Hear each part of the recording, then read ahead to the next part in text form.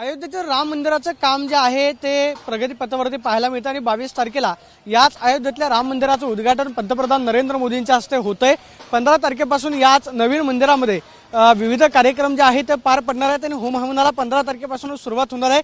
जवळपास 8 दिवस राम मंदिरातल्या नवीन मुख्य मंदिरामध्ये कार्यक्रम जे आहेत ते पार पडणार आहेत। मात्र कार्यक्रमाची व्यवस्था करण्यासाठी 20 तारखेपासूनच मंदिर जे आहे ते मात्र दर्शनासाठी बंद ठेवलं जाणार आहे। आपण पाहतोय की दर्शनासाठी मोठी गर्दी जी आहे ती सकाळपासूनच आपल्याला मंदिराच्या कॉरिडॉर परिसरामध्ये पाहायला मिळत असते। मात्र 20 तारखेपासून हे मंदिर जे आहे ते मात्र दर्शनासाठी बंद ठेवण्यात येणार आहे, कारण 20 तारखेपासूनच सगळ्या मुख्य कार्यक्रमाची तयारी जी आहे त्या मंदिरामध्ये पार पडणार आहे। 22 तारखेला पंतप्रधान नरेंद्र मोदी आणि राष्ट्रीय स्वयंसेवक संघाचे सरसंघचालक मोहन भागवत यांच्या हस्ते नवीन राम मंदिराचं उद्घाटन जे आहे ते होतंय।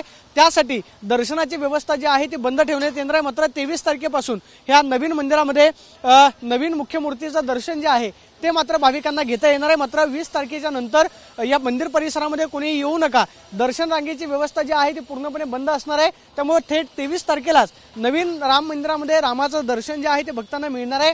त्यामुळे 22 तारखेला अयोध्येमध्ये न येता आपापल्या घरोघरी दिवाळी साजरी करा आणि रामोत्सव साजरा करा असं आवाहन सुद्धा राम मंदिर ट्रस्टकडून केलं जात आहे। मात्र मुख्य कार्यक्रमाचं नियोजन करण्यासाठी 20 तारखेपासून राम मंदिरातलं दर्शन जे आहे ते मात्र भक्तांसाठी बंद असेल। Camera person Rakesh Soni, Pradeep Kapse, TV9 Marathi, Ayodhya.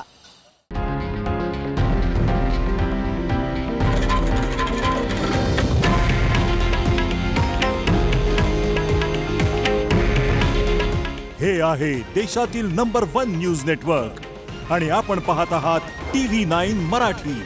काळजी तुमची, हित महाराष्ट्राचं।